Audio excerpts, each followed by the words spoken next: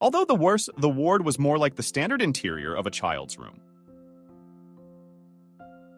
Already in the first seconds of his stay here, the drug-soaked air was destructive. It was a misconception. He had disliked hospitals since childhood, as he had only unpleasant memories associated with such institutions. But he was forced to forget his own phobias when his young daughter Evelyn fell ill. Every day after work, he visited the little girl, who had been eagerly awaiting him all day since his enforced separation.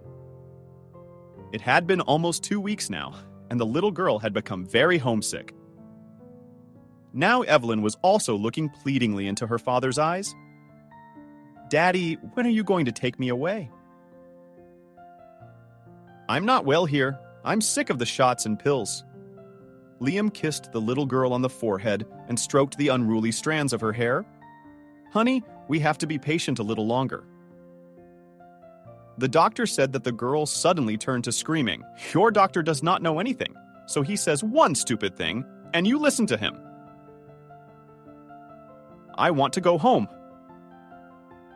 There was so much unchildlike desperation in the girl's voice that Michael involuntarily jerked on the rickety chair.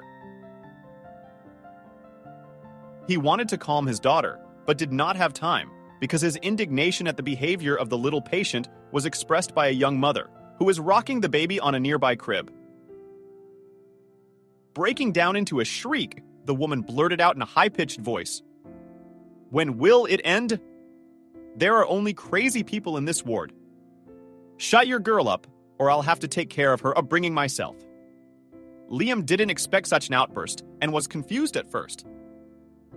That's why he didn't immediately realize that this young woman was talking about his little girl in such an inappropriate tone. But when he realized it, he wanted to respond in the same spirit. Only by a great effort of will, the man managed to suppress the wave of aggression that broke out. He turned around and emphasized politely said, "Dear, choose your expressions. At the moment, you are not in a bazaar, but in a children's hospital. And the definition you used about my daughter is more appropriate for you." Michael spoke very calmly, but her opponent could not restrain herself. Her cheeks flamed and her eyes threw lightning bolts of righteous anger. She sank down sharply in her chair, risking to finally break the already flimsy piece of hospital furniture. Then, tactlessly jabbed her finger with a challenge, asked, "And who are you to dispose of here? Are you playing tough? I'm calling my husband now, and he'll clip your wings in no time." Liam threw a scornful glance, pressed into Evelyn's lump, and added, "And your little stinker he'll throw out of here," forgetting about her own child, whose interests she so zealously defended. The disgruntled woman had jumped up and rushed to the window with such alacrity that he feared for her life. "What are you doing? There are children." He did not like the young mother. "What are you hatching money for? You think I don't know who you are?" Your monkey praised here that her daddy is the director of the Philharmonic. "I don't give a shit about your regalias and titles. My uncle will take your Philharmonic and that slim hospital.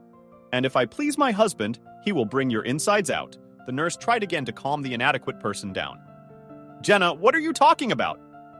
Wilson literally ripped her baby from her. "Get over here. You're not holding my son Olya." But, finding himself in the arms of his own mother, the baby again roared. The attending physician looked expressively at Michael, and he realized what his look meant. He went out into the corridor with his doctor, waiting to see what William would say, embarrassed and dumbfounded. "Liam, for God's sake, I'm sorry about this incident, but you do realize that not everything depends on our desires and capabilities." But Shin was unwilling to accept the doctor's awkward apology. "William, I have no intention of tolerating this mayhem. Perhaps if it were a personal matter, I could tolerate it. But this is my daughter's health we're talking about. Not only do your treatments have no effect, but your department is a mess, and you can't even say a word. That's boorish." The doctor looked apprehensively at the door that wasn't fully closed. "Liam, I understand you perfectly well, and you understand me. This Wilson's relative works in the city administration, and her husband has all the local businessmen in one place. If I get involved, I'll be out of a job. And I have a family too. I listened to the doctor in the fall and nodded my head in agreement. Perhaps I would have sympathized with you in another situation, but for me now, the most important thing is the health of my girl. The doctor picked up. I understand you very well, Liam, because I have 3 of them myself. As for your daughter, believe me, we are doing everything we can. But so far, we have not been able to determine the cause of her painful condition. Then send us to the region for an examination. If there are no such facilities in the city, I've asked you repeatedly. Liam, why ring the bell prematurely? We'll manage on our own, I assure you. I've already ordered a set of additional examinations. And then we have the opportunity to invite a specialized specialist from the region here. Then why didn't you do it before? Miller smiled. But why panic before the time? Your girl's tests are almost within normal limits. There are no serious abnormalities on the internal organs either. Michael only threatened the doctor to the wall with a look. If everything is so good, then why does a 5-year-old child faint? The doctor fervently assured. We will definitely look into it. To convince the disgruntled father, Miller whispered ingratiatingly. We'll make your girl more comfortable. We have a bed in a double room available today, and we'll move Evelyn there. This option suited Michael, but he decided to wait for the doctor's promised move to be completed, so that he would not have to meet this neighbor again. Liam decided to take a walk with his daughter. When he entered Wilson's room and saw him with a look, she was obviously eager to make another scandal, but he paid no attention to the neighbor. And to his daughter he said, Evelyn, get ready. Now we will go with you for a little walk. In the evening you will come to another ward. Wilson exhaled with relief. Thank God. At least the air will be cleaner. Apparently the young, scandalized woman changed her mind about leaving the hospital. But Liam didn't care much about that, as he felt relieved after the assurance of the attending doctor and his daughter. Evelyn looked at him with wide-open eyes. Daddy, we're going for a walk. Then you can take me home. He smiled through forcefully, not dear. You need to heal a little more. Tears glistened on Evelyn's long lashes and bald head. Felt everything inside him shrink into another spiral. He took his daughter in his arms and held her so tightly, as if he was afraid that someone would dare to take away his main treasure. Liam kissed the little girl's face and whispered, Oh, we will go for a walk in the fresh air now, and then we will move to another room? The girl also whispered and asked Daddy, Won't there be a single mom there? Liam did not immediately understand who the girl was talking about, but was staring at the neighboring crib. He guessed that Evelyn did not want to see him anymore. He reassured the girl, No, there you will be in the company of another little girl. Evelyn rejoiced in her sickness-weary face. It's time, she declared, slipping out of her father's arms and pulling on a warm sweater. Daddy, I'll get dressed quickly now. I'm a big girl now. The thought flashed through the man's mind how much she looked like Faina. The same eyes and smile. His heart responded with pain. The memory of his late wife. Michael had been widowed less than 2 years ago. Athena was a young and quite healthy woman. She never complained of ill health and led a fairly active lifestyle. Athena often boasted of her impenetrable immunity. No disease can take me because I have good genetics and I take care of my health. Many times, women colleagues warned her not to praise her, or else jinx herself. But Athena paid no attention to such warnings. She liked risk in general, saying that the feeling of danger turned her on. Liam had admired Athena as a woman and as a talented violinist from the very first day of their acquaintance. Their life together did not last long, only 8 years, but it was the happiest period in Liam's life. fall. Before that fateful trip, the girl complained of a slight indisposition. Her husband anxiously asked her, "Athena, can you stay home?" The young woman even shamed her spouse. "And this is offered to me by the director of the Philharmonic, Liam. If I do it now, then I will let down the whole staff. We will have to throw our numbers out of the program," and there was nothing to replace such a unit. In artistic life, force majeure circumstances often happened, so Michael, without hesitation, offered the best way out of a difficult situation. Your string ensemble can replace the баянist trio. The trio. At the worst, you can invite soloists. Athena took offense. "Liam, have you thought how I will look into the eyes of my team? I saw disrupting people's plans. A day before the tour is cruel and wrong. I have to go to the drugstore to get some powders, and that's it. I'll be out of moping in 2 days. In the fall, I gave up."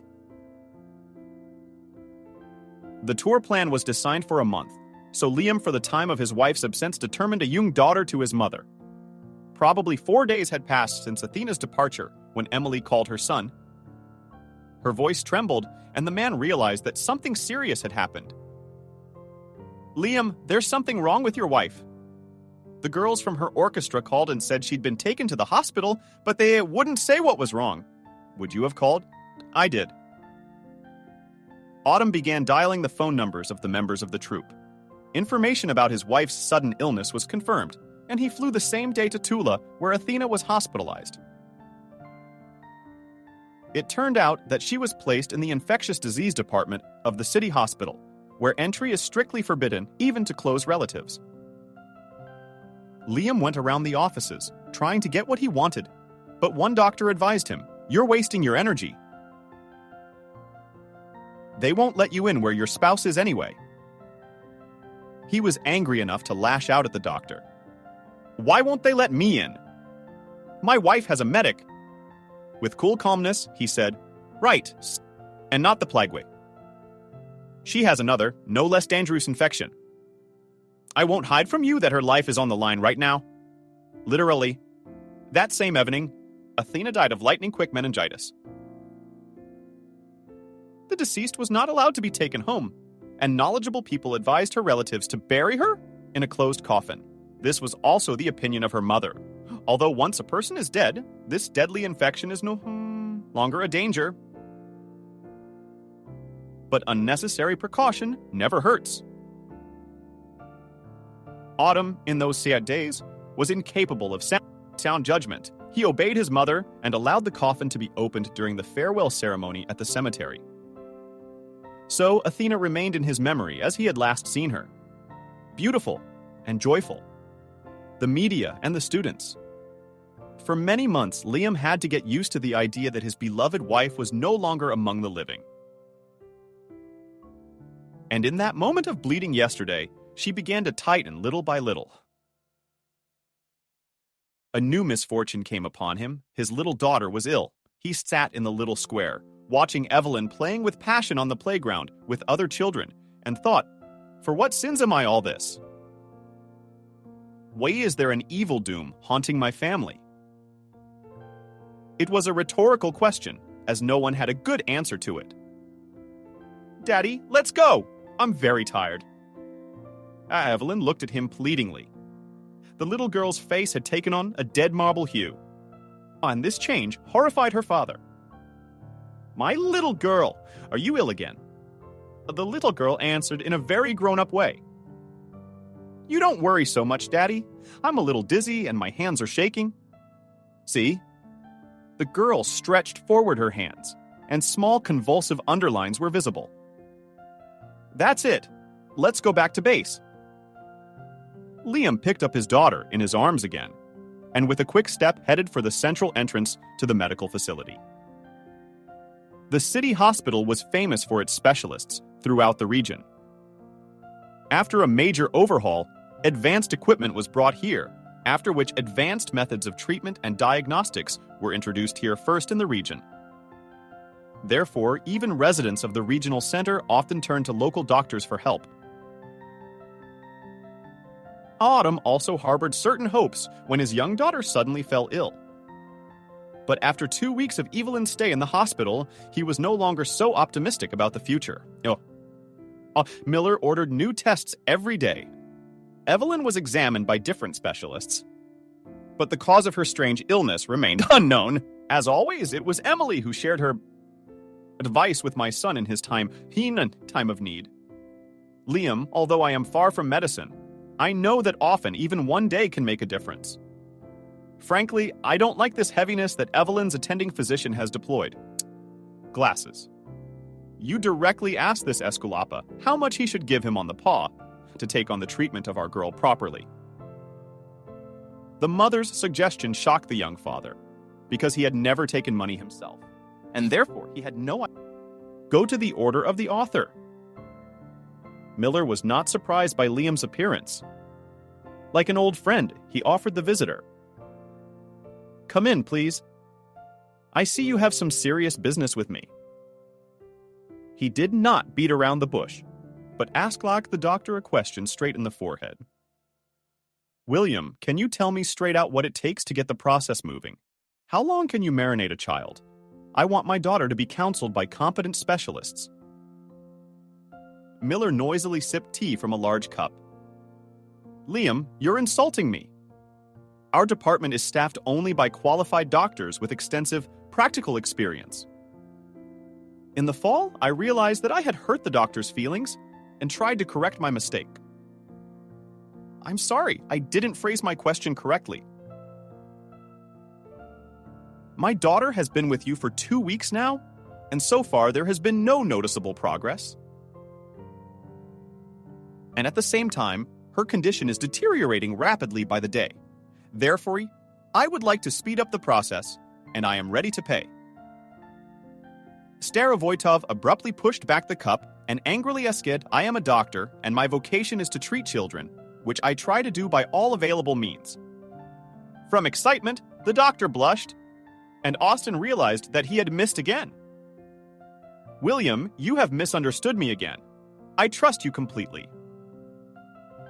That's not what I meant. Maybe we should go to a fee-for-service clinic. Perhaps you yourself among your acquaintances have a specialist who could quickly understand my daughter's illness. Petrovtsaka moved the cup to himself again and took a few sips. I understand you, Liam.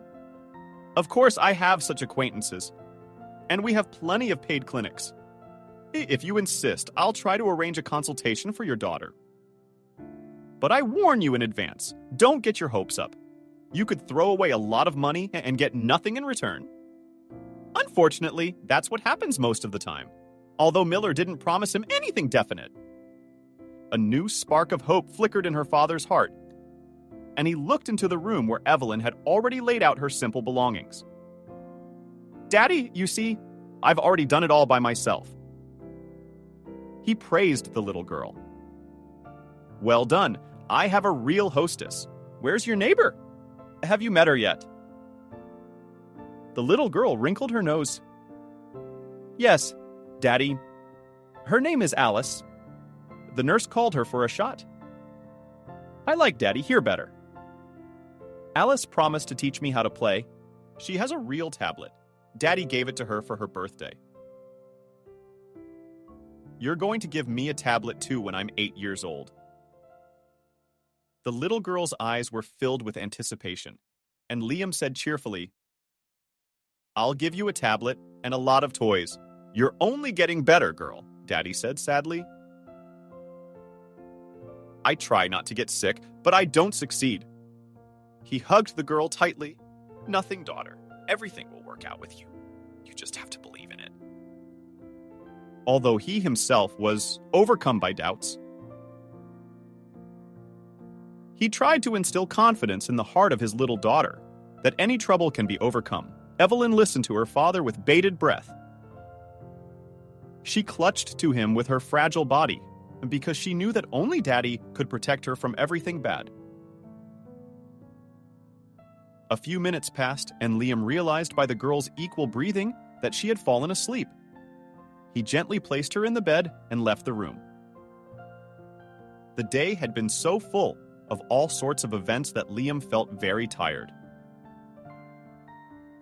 He headed for the elevator and started pressing the call button with irritation. But an employee who was passing by snidely remarked that you are late. Our elevator works until 19... Ah! And now it's already over 8:30. You'll have to walk down. He cursed to himself and headed down the corridor to the stairs of the emergency exit. But the woman stopped him again with a shout. On that side, the exit is closed. Follow me here. I'll show you the shortest way to freedom. Just a moment. Wait here while I throw off my robe and take my bag. The woman disappeared into some room, but immediately reappeared. The hallway was dark, and Liam didn't get a good look at the stranger's face. But by her voice, he guessed that she was no more than 30. After all, Autumn, like many musicians, had absolute hearing. The volunteer guide led him to the back exit. Now let's go downstairs. She clicked her heels briskly down the steps. He tried to keep up with his guide. The journey was over. In front of the door, painted with ordinary floor paint, the woman pulled the knob, exclaimed, "Damn it!" Noah had already tried to close our secret door. The companion immediately gave an explanation. Noah, we have two in one. He is both a janitor and a watchman. His shift starts at 8. He always comes early. A very responsible fellow. He did his best today, but I have a spare key just in case. The woman half-turned toward his host, and he saw her eyes sparkle with excitement in the semi-darkness. Liam felt like an adventurer for a moment. He even forgot about his fatigue and asked in a mysterious voice, "Are you on fire, Noah, for vigilantism?" The woman played along. "And on fire, too. Noah is very strict, so we will try not to get in his sight. Now, we will carefully open this door and then close it again." On the other hand, they soon made their way outside together. The stranger hid the spare key in her purse and smiled. "Well, there we are. The operation was a success, and we are free." He thanked the stranger. "Thank you, you've helped me out," the woman remarked cheerfully. "It's okay to help others. I wish you a safe trip home. I'll run too." With a quick step, she headed for the bus stop, her heels once again defiantly over the plinth and across the pavement. A stray thought flashed through Michael's mind. Surprisingly, these music-like sounds must be memorized, but no sooner had he finished this pleasant thought than Ethan reached his hearing. "What are you doing here?" "I asked you to leave us alone, Benjamin." He immediately recognized the voice of his recent companion and slowed down a little. He didn't want to be a witness to a family feud. But that there was only one path leading out of the hospital grounds. He saw a lanky man approach the woman he had said goodbye to only a moment ago and grab her roughly by the shoulders. "You don't lie to me. I have every right to." The woman broke free of his grip, cutting the insolent man off at half a word. "You don't have any rights anymore. You and I are divorced, and the judge has forbidden you to see your son because of your unworthy behavior. Stop drinking." "Then I'll let you see your son?" The man yelled. "Who the hell are you to tell me what I can or can't do?" He saw the lanky man grab the woman's hand, where she held her purse, but his tone changed dramatically. Now he was pleading with her. "And I'll go away. Give me the bottle and I won't be here." The woman shouted indignantly. "Do you still have the conscience to ask me for a bottle? I can't get child support from you for months, and I have a child to feed." Liam could no longer remain a bystander. He shouted to her, "Liam, leave the woman alone!" The long-haired man jerked sharply. "Who the hell are you?" He looked first at his ex-wife, then shifted his gaze to Michael. "Camille, is this your new Goksasha? It didn't take you long to grieve without your husband." Liam realized that a scandal was brewing and tried to calm the bully down. "Man, don't make waves. You better go your own way.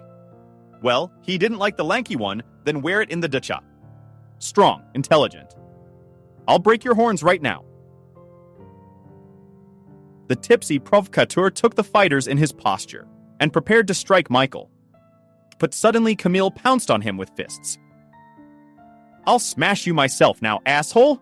I've had enough of you all my life. You've poisoned me now. You give me no peace.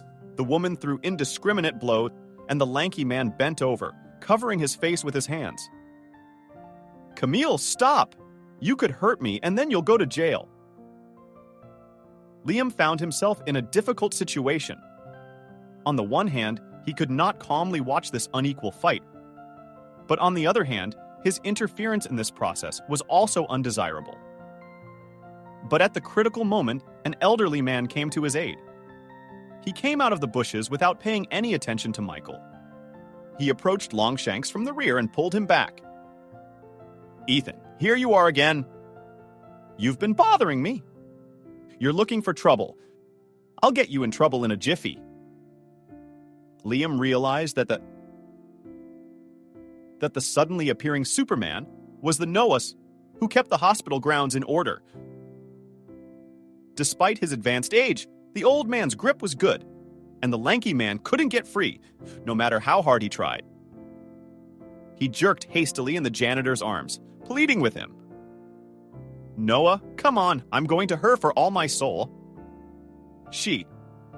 You're a normal man, you should understand me.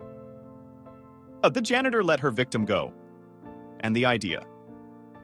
Ethan, while you're at it, if you get violent, I'll call the police. They're tough guys. They'll pack you up quick and put you in jail for 15 days. This threat worked, and the troublemaker ran to the gate, but suddenly he turned back. Running up to the guard, Ethan again begged Noah was a man. At least give me a bottle of whiskey, the pipes are burning. The old man swung around and walked away. I'm not serving. The sight of Camille's ex-husband made Liam feel both pity and disgust. He took some change out of his pocket and shoved the money into his shaking hand. Longshanks, here you go. And I want your spirit out of here in a second. Ethan had an eye for the size of the sudden wealth. That's enough for 2 bottles. Thank you, brother. Noah looked at Ethan as he ran away and sussed with sadness in his voice. What vodka does to a man. He used to be a normal guy. He inappropriately asked, explain to the uninitiated, what is this secret drink called beer? The old man laughed. This wine is made at our factory from apples and berries. The raw materials are taken from the public, and they are not always of high quality. Hence the name beer worms. Noah grinned, but it can be healthy. I'm going to go. I have a lot to do. The old man disappeared into the bushes, and Liam was left alone with his new acquaintance. To lighten the mood, he said, You and I have had an evening of adventures? The woman agreed. That's true. But it wasn't much fun. At least not for me. Suddenly, as if by magic, the streetlights came on. And Liam looked at his new acquaintance with interest. And my beautiful name is unusual for you, Spring. I have a car here, and I can give you a ride. The woman was happy. Thank you. The last bus had already left, and it was a long walk. After a series of colorful adventures, fatigue once again fell on Michael's shoulders, depriving him of the desire to have heartfelt conversations. Camille, too, remained silent the whole way, thinking of her own thoughts. She said a polite goodbye to Liam when he dropped her off outside the house. Thank you very much. He smiled, and thank you too. Perhaps we'll see you again. I understand you work at the hospital. I have a daughter there, the woman replied thoughtfully. Yes. I work as a janitor. As you can see, it's an unenviable position. Does it matter? Mine shrugged. Probably not. She hurried toward the 2-story building, and Liam watched her for a while. This meeting awakened almost forgotten feelings in the man's soul, and he thought of the strange woman. Apparently, not everything in her life had turned out well. However, it is not difficult to understand. Just one look at the man who was her husband. It was only at her front door that Camille turned around. She saw Michael's car go around the corner, and she thought sadly, "What a fool I'd been. I didn't even ask his name, such a nice man. His wife was a lucky woman." She opened the apartment door, but before she could cross the threshold, Benjamin threw himself on her neck. Mom, what took you so long today? It's already dark, and I was afraid you wouldn't come at all today. Moi kissed my son too. Is it possible that I didn't come? It's just that I was a little late today, the boy said reproachfully. Yes, you were late. I was all alone when Daddy came, the woman asked anxiously. Well, you didn't open the door for him, did you? Benjamin pouted resentfully. I'm not a little boy. I know you can't open the door for Dad. He knocked, and I kept quiet, so he'd think no one was home. Then Wendy told him to go away and tell his mother the latest news. The boy immediately switched to topics more pleasing to him. Mommy, our teacher told us today about a doctor who first healed people and then became a saint. He had an interesting name, too. Benjamin wrinkled his nose, trying to remember the name of the legendary doctor. Miney told me. Did your teacher tell you about him? The boy exclaimed happily, aha, only he had another name. Yes, in the world his name was Mason. Benjamin was clearly shocked by his mother's knowledge. Manty had read about him too. The woman grinned. Yes, son. But I didn't learn about this man in high school. I was studying to be a nurse. The boy was intrigued. Then why are you working as a janitor? Her son's curiosity was beginning to annoy her. If you know too much, you'll get old quickly. It's late. It's their bedtime. I hope you did your homework. I wrote it all down in detention at school. Wendy checked it with me, said it was fine. We thought gratefully of the neighbor who had never refused her help. Wendy had been disabled since childhood and had no family of her own. But she enjoyed helping her neighbors, regardless of her limited mobility. Wendy had one leg significantly shorter than the other. Congenital defects did not prevent the woman from getting a higher education. At one time, she worked in a boarding school and then began to earn money by tutoring. After Camille's Heidekal's divorce, the neighbor took over the man and tutored him in English in her spare time. Several times Camille tried to thank Wendy, but she took offense. I don't need your offerings. It's a pleasure for me to study with Benjamin. He's a very clever, wonderful little boy. Such complimentary remarks about her son were pleasant to hear, but Camille tried not to abuse her neighbor's kindness and turned to her only as a last resort. Lately, however, when she had agreed to take on another part-time job, such cases had become more frequent. Camille cooked a quick dinner while Benjamin chattered away. Mom, I've already decided that when I grow up, I'm going to be a doctor too. And who will you be treating? Did the boy have an answer ready? Children, of course. The last time I was at your hospital, I saw sick kids. I felt so sorry for them. The child's voice trembled, and the mother thought fondly that her son had a very kind heart. In his 7 years, my Benjamin knows how to be compassionate, thinks about other people's grief. Not all adults are capable of that. It's unfortunate. After dinner, Benjamin was very sour. He didn't want to play and kept beating up. Moi said with a chuckle, Come on, future doctor, go to bed. Benjamin usually refused to follow the routine, but this time he obeyed his mother's instructions. He even put his things neatly on the chairs and laid down in bed. We noticed that the son was clenching something in his fists. She reached out her hand. What are you crying about? Show mommy. The boy dropped the palm of his hand and proudly said, This is a lucky pin. Wendy gave it to me today. She said that when things get bad, you have to whisper a little and everything will change. We carefully picked up the unusual amulet. Benjamin, I'll put your pin on the table so you don't lose it. Okay, Mommy. In a minute, the baby was already peacefully swam under a warm blanket. Moi tenderly kissed her son and left the nursery. She returned to the kitchen and poured herself some tea. Involuntarily, she remembered how, as a child, she and her mother had talked about their plans together in the kitchen. The neighborhood of Yubilani, where the Taylor family lived, was considered behind the janitors, Kolpinski. It had its own laws, and the city tried not to come here. The housing stock was predominantly two-story houses of post-war construction. Old people said that they were built by German prisoners of war.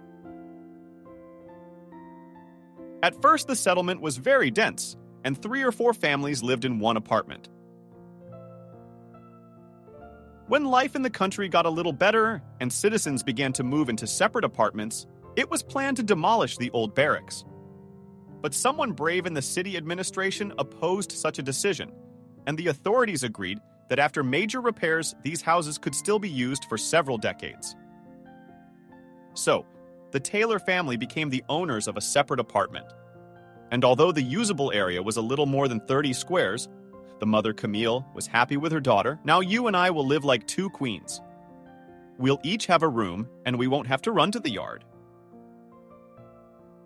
The last fact especially pleased Vanessa, because for years of work in the hot shop of the bakery, she earned arthritis and a lot of other diseases. The woman pinned all her hopes on her only daughter and often dreamed during an evening tea party that you would finish my school and enter institutes. You are a clever girl. All your teachers praise you. You should study to be a doctor. A very necessary and respected profession. Vanessa did not spoil her daughter and got used to her daughter's unconditional obedience to all her instructions. And she never said a word against her mother because she was afraid to make her angry. For a very long time, the girl did not dare to break Vanessa's dreams. Only just before graduation, she dared to announce her plans. Mom, I don't like medicine at all. I'm afraid of blood, and one kind of instruments gives me horror. Mother indifferently asked, Nothing. A man gets used to everything, and you get used to it. Moi did not like this theory, and she sharply objected to Mother. I am not a dog, Ethan, on which you can conduct experiments. I don't like being a doctor, huh? Her mother asked calmly, What do you like? Camille didn't sense the trick and began to talk passionately about her dream profession. Mom, I want to go to the University of Culture. First, you can finish school, and then you can apply to the university by correspondence. It seems to me that this is a reasonable decision, because I have a music school behind me. I've been practicing vocals for a long time. Vanessa didn't let her daughter speak until the end. She slammed her fist down on the table with all her might.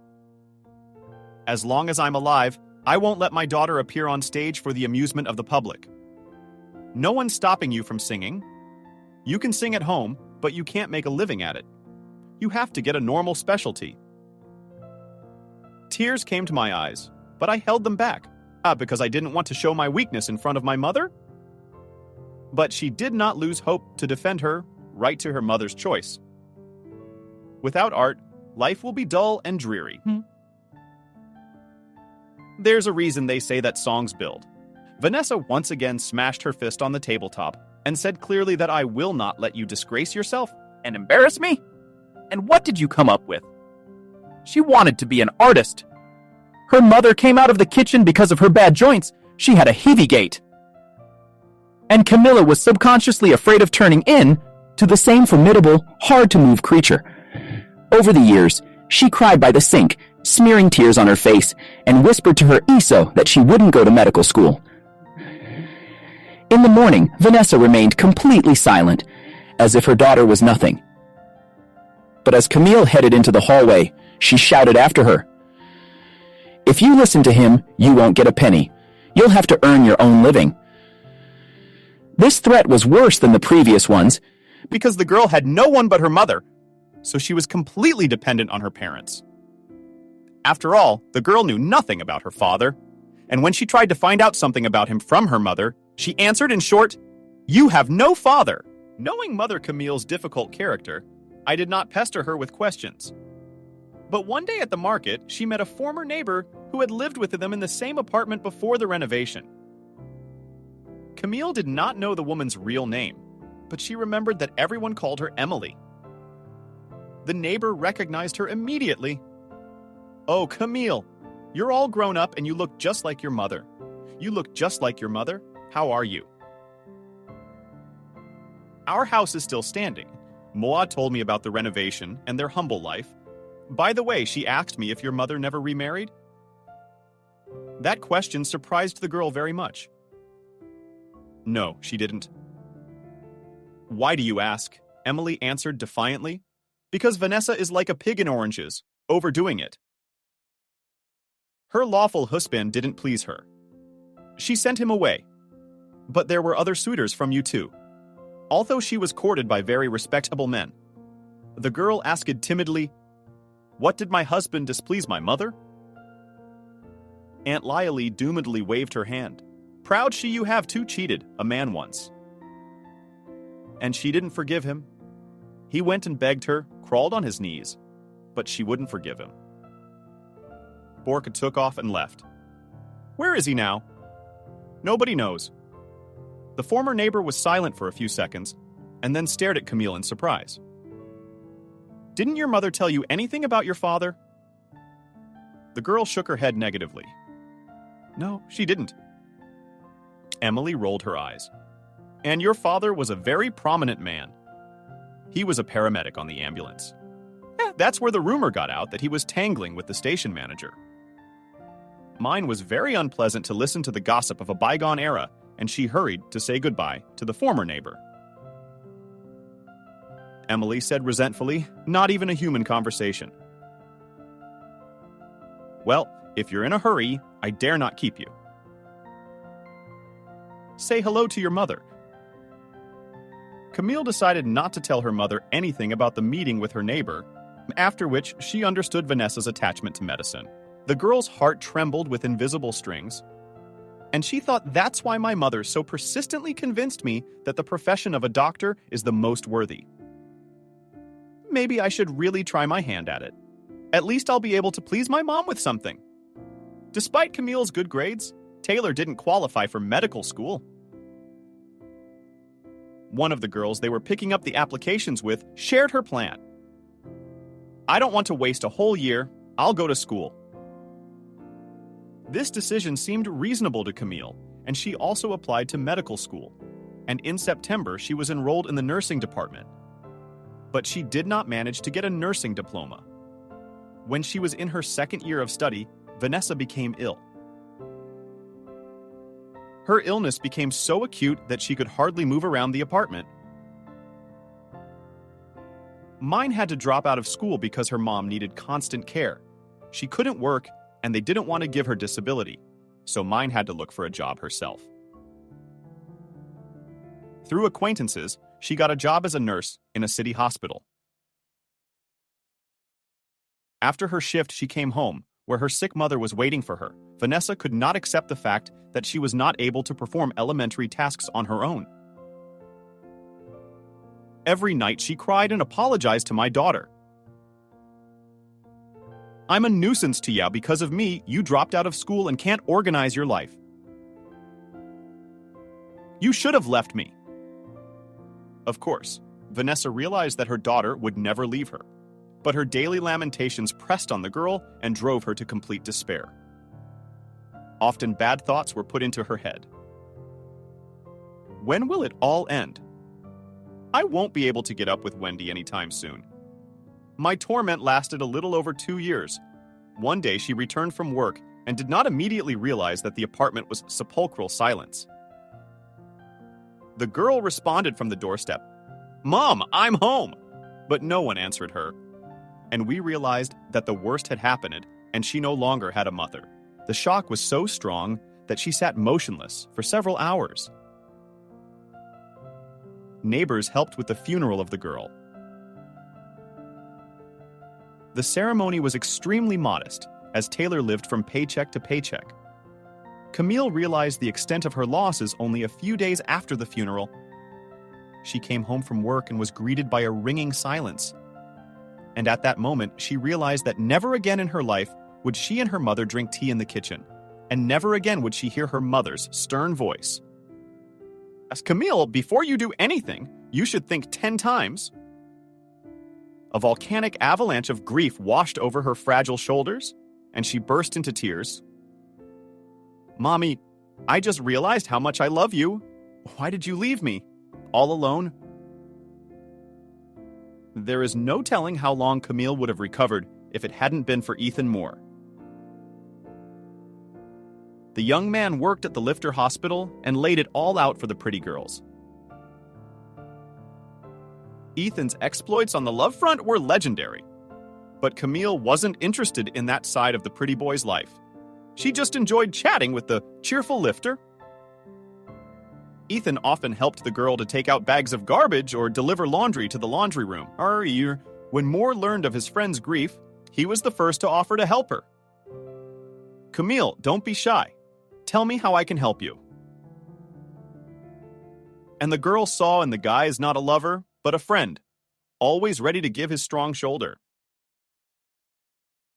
Despite the youth of both, in their relationship was not unbridled passion. Sometimes they went to the movies, and then drank tea in the kitchen, and Moore told funny stories of his army life. One day Camille herself suggested to Ethan stay. The boy asked understandingly, "Are you still afraid to be alone?" The girl nodded. "I can't get used to my mom being gone. I think I'll go into that room and see her sitting in her chair knitting. My mom loved to knit. She made gorgeous things. But she never had time to prove the vest to me." Suddenly Ethan drew her to him. "If you want, I'll protect you." The girl blindly believed that she would be happy with Ethan. And indeed, for the first few years, the young lived in perfect harmony. The only thing that marred their prosperous happiness was the man's addiction to strong drinks. At first, he tried to hide his addiction from his young wife. Then he got a little bolder and began to come home in a semi-conscious state. One day, after another raucous party with friends, Ethan had trouble waking up. In the morning, he complained of a headache and asked Camille to pour me a piece of paper, or else I would give up and Slavka would be an orphan. This request was flatly refused. "Ethan, do you want me to destroy our family with my own hands?" husband shouted. "I asked nicely."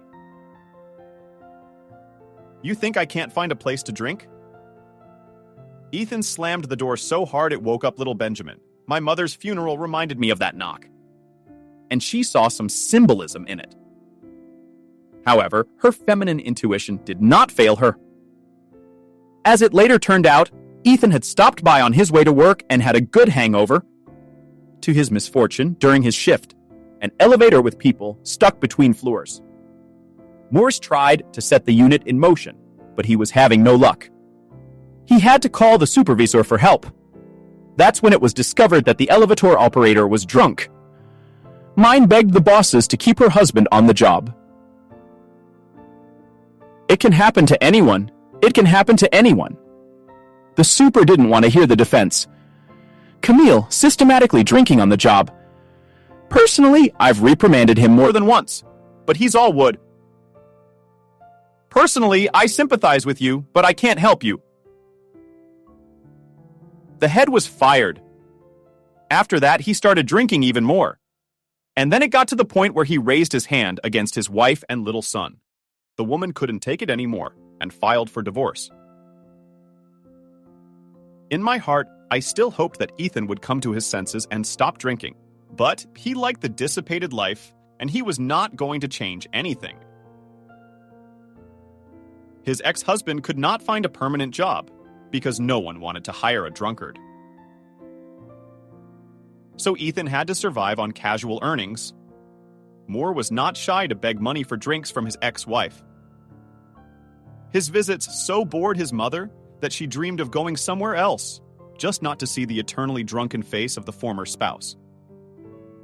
Michael was different, and the young woman reached out to him like a flower to the sunlight. This meeting did not pass without a trace for Liam. The mischievous lights in Camille's eyes penetrated into a man's heart. Revived in the dead hopes of autumn, tried with all his might to overcome this obsession. But the image of a new acquaintance again surfaced before his eyes. For a long time he had not experienced such feelings, but this state was frightening. Autumn reproached aloud to himself Liam. It's time to hit the brakes. Now is not the right time to think about strange women. Is your daughter sick? Thinking about the girl helped the man to regain his composure. He recollected the moments of the last walk with his daughter and thought about how to help her, already falling asleep. Liam remembered Evelyn's attending physician. I should push Dr. Miller again. I don't like his nonchalance. But he didn't have time to do it, because William called him in the morning. Liam, I'm well aware that you're busy. He interrupted him to say something to Evelyn. The doctor reassured him. Don't worry, your daughter's fine, but I have some news for you, so it is advisable that you come to the hospital. The doctor's voice was strained, and he realized that he was in for some not-so-pleasant news. He did not probe the doctor as to the reason for such urgency, but promised him, William, within an hour I will be at your place.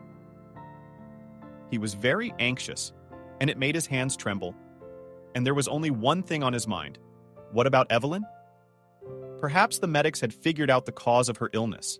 He couldn't think of anything else as he almost ran to the main entrance of the city hospital. He pressed the elevator button and couldn't wait for the elevator to arrive, because the time dragged on interminably. The corridor of the pediatric ward was filled with the usual bustle of activity for such a place. Smaller children were running back and forth, announcing the space with ringing cries, and mothers with infants, no matter, were walking around the hall decorated with positive pictures. Autumn was in the wrong mood to enjoy the touching scenes. He was in a hurry to get to his daughter's room, where perhaps in these minutes her fate was being decided. Liam ran down the corridor, trying to maneuver between other road users. An unexpected obstacle appeared on his way, and he became indignant. Where to go, Philharmonic? A quick glance was enough to recognize the owner of the ebullient soprano, that is, Madam Wilson. Evelyn's roommate from yesterday was apparently eager to avenge her loss. The day before, she had adopted an expressive pose and rested her hands on her lush sides. Autumn wanted to bypass an opposing from the flank, but she unraveled his maneuver. Why are you running, composer, or are you scared? Liam muttered half-heartedly. You guessed it. Your figure alone inspires me with a wild fear. Wilson did not understand the true meaning of the phrase, and solemnly from the advertisement. That's the same. You can't quarrel with me. It's better to be friends with me. The companies of mothers hummed approvingly, but Autumn was already far away from them. The door of the room where Evelyn was lying was slightly ajar, and Liam immediately noticed the presence of an unfamiliar doctor who was examining the little patient. The daughter was the first to notice the appearance of her father, and with a joyful cry rushed to him. Daddy, how good it is that you came. See, a new doctor has come to see me? Miller smiled strainedly. Evelyn beat me to it. Liam, meet Jacob. I asked the professor to examine your daughter. I'm hoping he can help us make a proper diagnosis. The professor looked around the room with an important look, and Michael nodded a greeting, thinking, why do all celebrities have names that break your tongue? William felt like the master of the situation, as evidenced by his confident voice. Jacob has already had time to read the results of Evelyn's latest examinations and has made his first conclusions. But I think we'd better talk to the resident about it. He didn't have time to answer anything, but Miller left the professor's room, followed him. Evelyn, please. She looked at her father. Daddy, I'm not going to die. This question pierced his heart and cut off his breath. He stood still for a moment and then picked his daughter up in his arms and pulled her close to him. "No, we're good. You're going to live happily ever after. And your daddy will do everything possible, and even impossible for that." The girl exhaled with relief. "Daddy, you're the best." Autumn, touched so much that he almost let a tear fall. But from the corridor came demanding Liam, where are you lost? Do you have time to talk to your daughter later? The professor has a very limited time. Don't keep him waiting at the window with a peck on the cheek. I'll be right back. The conversation with the medical luminaries took no more than 5 minutes. I barely had time to sit down on the edge of the chair before the professor, without the traditional introduction in such cases, said, "I won't give you hope because I have no moral right to do so." According to the results of the tests, Brown tapped his finger on the stack of documents in front of him and continued with sadness in his voice. "Everything says that your daughter has a rare disease. I'll tell you right away that the chances are practically nil. Most often, the pathology runs in a latent form, which is favorable for the patient. But in the case of your daughter, we are dealing with a reactive form, which means that the condition of the baby will rapidly deteriorate. So you should prepare for the worst." Michael lost the ability to control himself. He jumped up from his chair and screamed, "How can you say such a thing? I don't believe you. My daughter will live." Miller threw a glare at Michael. "Liam, get a hold of yourself." "Jacob, I'm sorry." Brown sluggishly brushed off the master of the room. "William, is that a normal reaction?" "You'd yell at me too if I said that about your child." The professor turned to Michael. "But you, Liam, didn't hear me through. I've been in medicine for almost 40 years, and I know that even 100th or 1,000th probability of success should be used to save a patient's life." He listened to the professor and did not notice the warm rivulets running down his cheeks.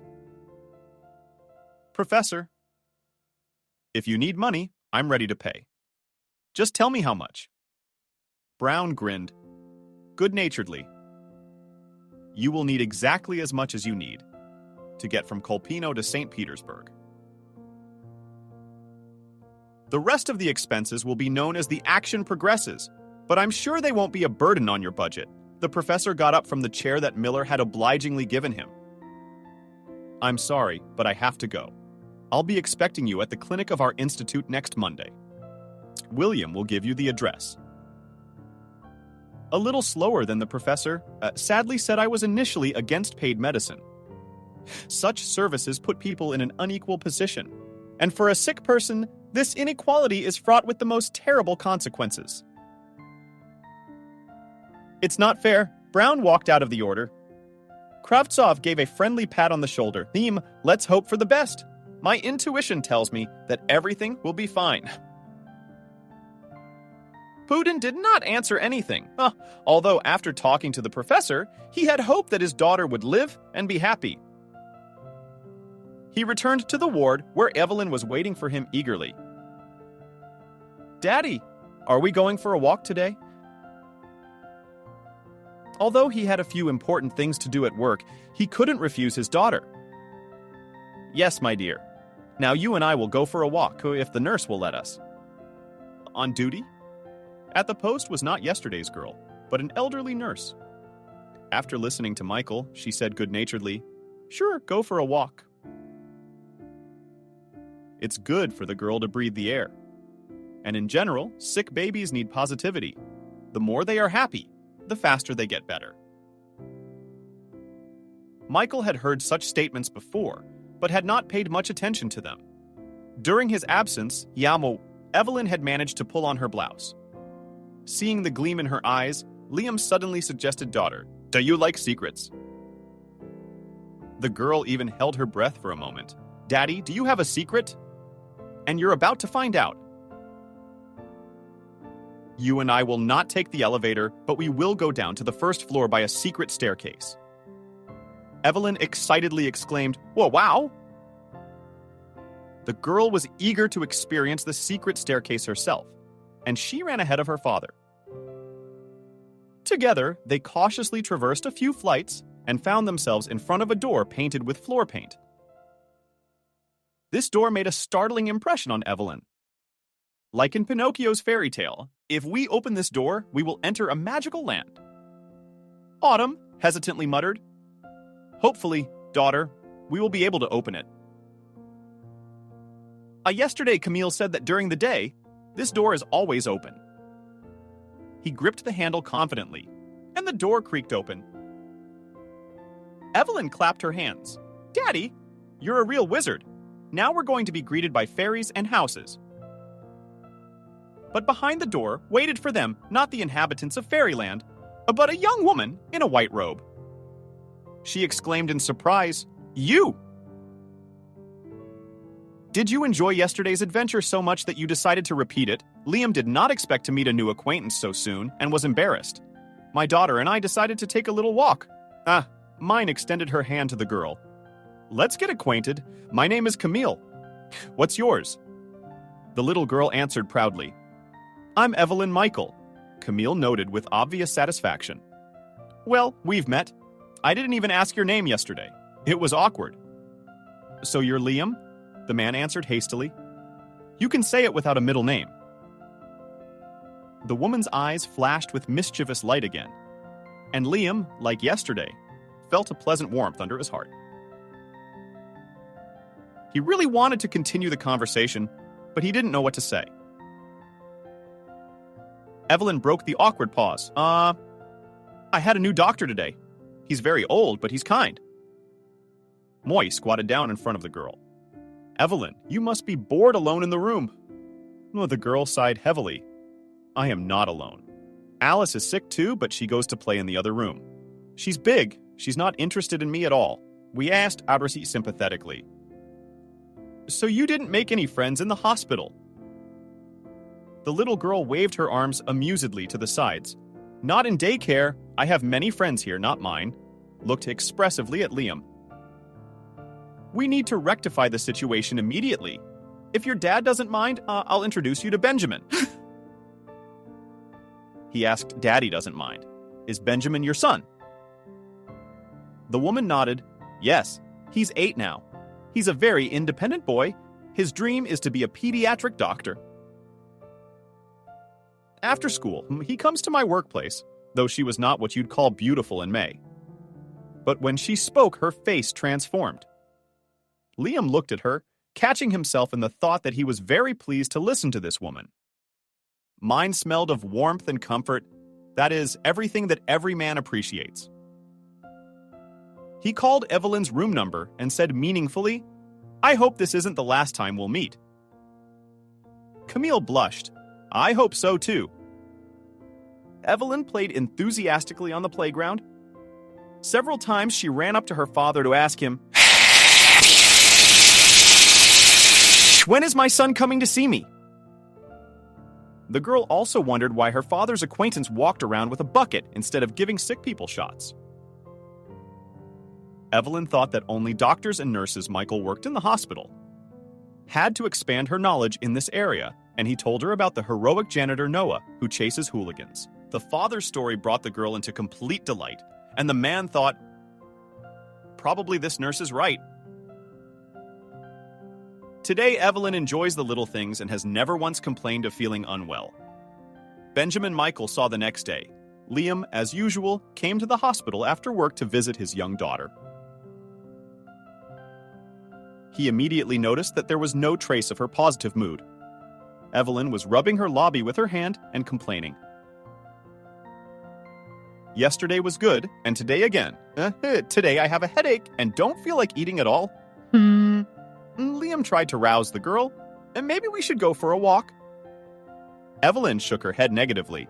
I don't want to go out. I'd rather sit for a while. Michael agreed. Okay, you lie down and I'll sit next to you. Suddenly, the girl asked Daddy, let's sing me a song. Okay, let's have a request concert for you. What song does my little princess want to hear about the Good Fairy or Crocodile Gino? No, Daddy, sing me about horses and steamboats that go away and come back. Liam was puzzled by such a request. Where did you hear such a song? Evelyn shrugged her shoulders. I don't know. Autumn didn't have time to edit the concert program because there was a gentle knock on the door of the room. Evelyn immediately forgot about the headache that had given her. She rounded her eyes in surprise and said in a whisper, Papa, it must be Camille. Can I meet her? The girl jumped from the bed to the floor, but while she woke up, Liam managed to pick her up in time. My little girl, you mustn't make any sudden movements. I'll see who's there. He headed for the door, and soon she entered the room. Moi? Here we are, as promised. Benjamin, where did you get lost? Following his mother, a kindly little boy timidly entered the room. He said hello, quietly, and sat down on the chair beside the bed. Without any embarrassment, the little girl said, I thought you were coming yesterday, like old acquaintances, Benjamin replied. I was at Wendy's yesterday. That's our neighbor. She's very kind, but she is sick too. Wendy is teaching me how to speak English. Do you know English words? Evelyn said disappointedly. No, I'm still young. I'm only in kindergarten, Benjamin said optimistically. You'll grow up and go to school. I went to kindergarten too, Evelyn said sadly.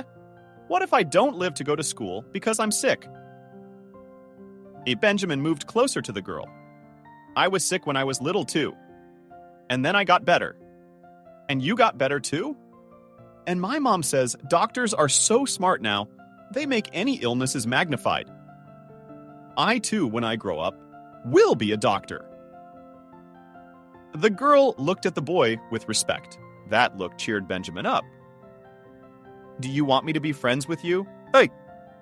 Evelyn nodded her head cheerfully. I want to be friends with you. Big girls don't want to be friends. It's boring alone. I must be sick. So Benjamin resolutely birthed his palm and handed the girl an unusually shaped pin. Here, take it. It wasn't Wendy who gave it to her. She said it was a lucky pin. Evelyn asked in surprise. Didn't you want it? No, nothing's too good for a friend. I'm healthy. Are you sick? You need it more. The girl looked at the present with admiration. Benjamin was also proud of what he had done. Just in case, he advised to put it under the pillow so that it would not get lost.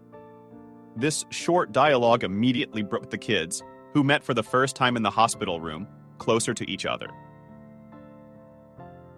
The adults watched in amazement as the kids skillfully build bridges of friendship. Mine, she whispered discreetly.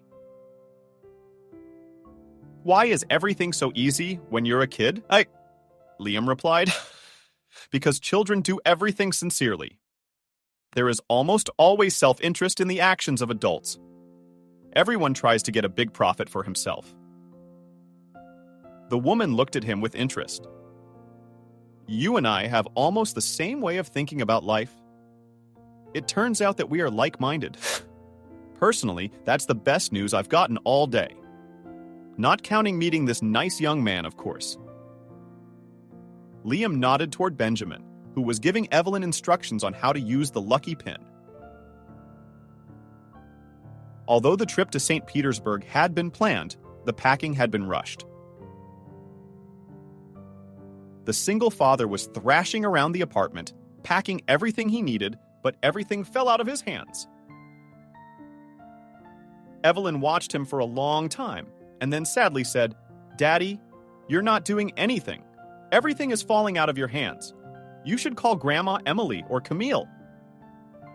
Michael rejoiced. Are you a daughter? You've given me a brilliant idea. Liam dialed the number of her acquaintance, and soon she arrived with her son. Only after the arrival of the guests, Michael realized that Evelyn, giving him useful advice, had a purpose. She wanted to see the boy who had given the amulet to his mother and son. Once again, the woman couldn't hide her excitement as she said goodbye. Liam, don't think about anything bad. Everything will be fine, and Evelyn will be fine. Autumn again felt the pleasant warmth and walking from this young woman. Thank you for your good wishes. I, too, hope that Professor Brown will help us. Basically, he is our last hope. The expression on my face changed dramatically. Liam, don't ever say that. Even in the most dead-end situation, one must hope for the best. The woman crouched down next to Evelyn and suddenly asked, "Want me to sing you a nice song?" The little girl's eyes sparkled. "I want mine." She sang in a low voice. And Michael was amazed at the competent performance of this once popular song. The wooden horses galloped away, the steamer wheeled, the paper ones sailed away. Evelyn listened with her mouth open. When Camille finished speaking, the girl said, "Papa, I asked you to sing this song. I dreamt about it." Liam felt uncomfortable, and his changed state did not escape Camille's scrutiny. "What is it, Liam?" he answered in a low whisper. "This song was often hummed by my late wife, but Evelyn was only 3 years old when she passed away." "Did she memorize it?" Children's memory is selective. Babies remember the highlights, so it's not surprising that Evelyn remembered her mother's songs. "My mom also loved to sing, and I dreamed of becoming an artist. And then she changed her dream, and now I have a bucket and mops at my disposal." My last words were spoken with undisguised bitterness. Liam really wanted to cheer her up, but there was no time to talk because they announced the departure of their train. Michael promised I would call you for sure. The train started. With each passing minute, the clatter of the wheels grew louder and louder. Michael remembered Camille's clear voice and thought about her last words. "You can't give up your dream." Liam could not leave his little daughter alone in a strange city. He prearranged a vacation for the period of his daughter's treatment and rented a room in an inexpensive hotel at the clinic where Jacob worked. Evelyn had to undergo a new examination. Michael anxiously awaited the verdict of the doctors, but he was surprised when Brown himself appeared in the room and with a smile said, "Hey, Liam, you can relax because your daughter is in no danger." I mean, almost nothing. Fortunately, my suspicions were not justified, which was confirmed by a detailed diagnosis. Michael was puzzled. If that was true, then why was Evelyn losing consciousness and her constant headaches? The professor wagged his finger cheerfully. "Liam, you seem to be a grown man, but you act like a schoolboy. I've noticed that you're always trying to run ahead of the cart." You didn't let me finish my thought again. Liam began to apologize. "I'm sorry, Professor. These months my nerves are always on edge. That's why I'm hiding. Tell me, what's wrong with my girl?" The professor paused beautifully. "Medically, there's nothing wrong. Just a minor malformation of one of the heart valves." The girl's heart wasn't doing its job, hence the lack of oxygen. That explains the unpleasant symptoms. And how do we fix it? That's what you and I have to figure out now. You know, I'm in favor of radical methods, and I suggest surgery. Of course, you can keep the baby on medication for a while. But you realize that it will not be without health consequences. Surgery. What is the advantage of such a method? In the fact, dear Liam, that the defect will be immediately eliminated and your daughter's health will improve? In favor of surgical treatment and the fact that children better tolerate surgery and recover quickly. And today such operations are carried out with gentle methods, which is also a significant plus. But I don't insist. You have the final word. All evening, Michael thought about the professor's words. He realized that not only his life, but also his daughter's health depended on his decision. He had an urge to call her mother, but he quickly dismissed the thought. I must decide for myself. After a sleepless night, he arrived at the Institute clinic early. Brown was not surprised to see him outside his office. I assume, Liam, that you didn't close your eyes last night. Moore sighed. You guessed the professor. I thought about it for a long time and realized you were right.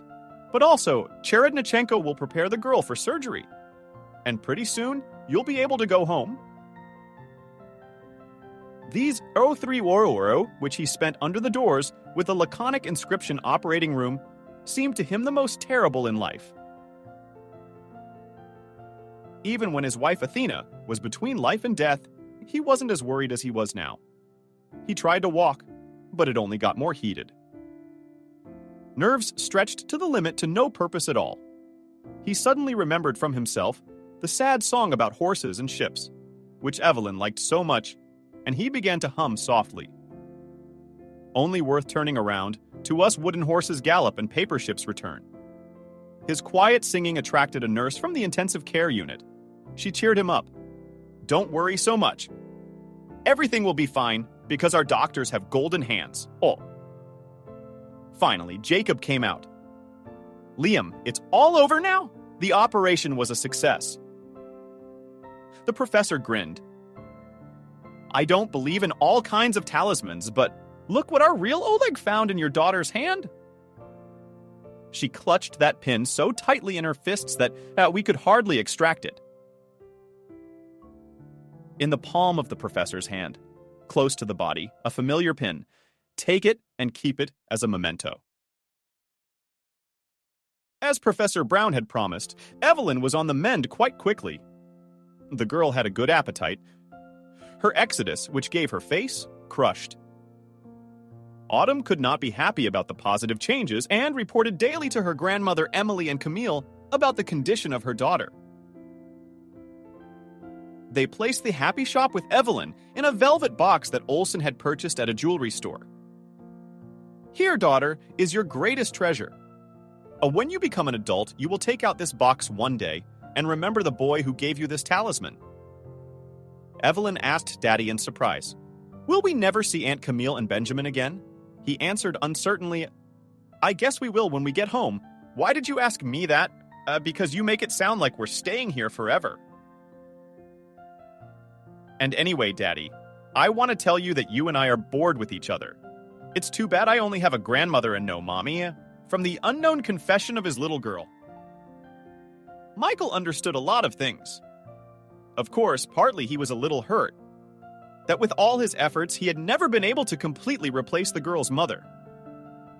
But then he realized that this is an impossible task, because each of the parents in the family fulfills its mission. 2 years of agency have greatly changed the man's character. Deep down, he was afraid to tie his fate to a woman he hardly knew. But his heart wanted love, and he once submitted to this desire. It was soon after their return with his daughter from St. Petersburg. He fed Evelyn supper, read her a fairy tale, and put her to bed. The clock showed only 9:30. It's baby time. I don't know what to do to occupy myself. Maybe take a walk. Michael went into the hallway and started to dress, but the desire to walk alone was gone. He sat down on the nightstand and wrapped his arms around his head. Green. It was the kind of life that would soon kill me.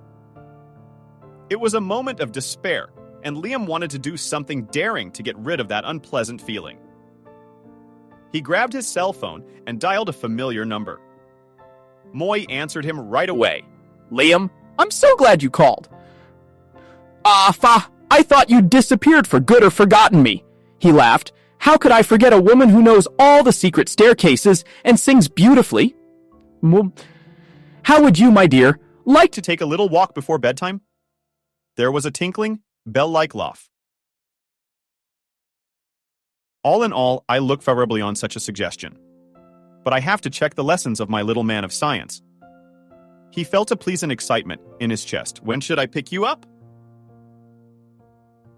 In half an hour at the earliest. Liam hesitated for a long time before calling his mother, but he didn't dare leave Evelyn alone in the apartment. Mother was surprised to get such a late call. Liam, is something wrong? He jokingly replied, Yes, Mom. Something unimaginable has happened and I need your help urgently. The old woman got worried. What's wrong with Evelyn? Don't bore me. Liam laughed. No, Mom, your granddaughter is fine. She's asleep and I, unlike her, can't find a place to sleep, huh? Yeah, what is it, son? Are you sick now, too? No, Mom, I'm not sick, but I think I'm in love. He expected to hear his mother's grumbling or reproachful words, but she sighed with obvious relief. At last, I thought that you would be a loner for the rest of your life. Everything was going well, and Michael felt the invigorating energy of anticipation fill his body again. He turned in his mother's shift and went on his first real date in years. Of course, on the way, he didn't forget to stop by the flower store where he bought a luxurious bouquet of tea roses. 2 years passed, and Benjamin was holding the hand of Evelyn, who was trying to get ahead. The boy kept admonishing the girl, "You wear everything like a gorilla, and that's indecent. I can imagine what the guests might think of you." Evelyn snapped back. "They won't think anything like that." "And you, Benjamin, you're a bore. You think because you're 3 years older than me, you can be bossy?" The boy calmly replied, "I'm not bossing you around. I'm only advising you. You don't want to let Mommy and Daddy down, do you?" "Come on, Evelyn," Evelyn agreed. "I don't want to." "Well, then behave yourself. And don't forget to give Mommy flowers at the end."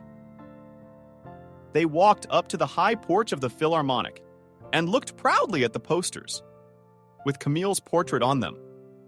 On the poster in large print was written soulful songs about love and spring. Benjamin looked expressively at Evelyn. "This is Mom's first concert. She's dreamed of it all her life." Evelyn exhaled. "It's good that dreams come true. I wish it could always be like this."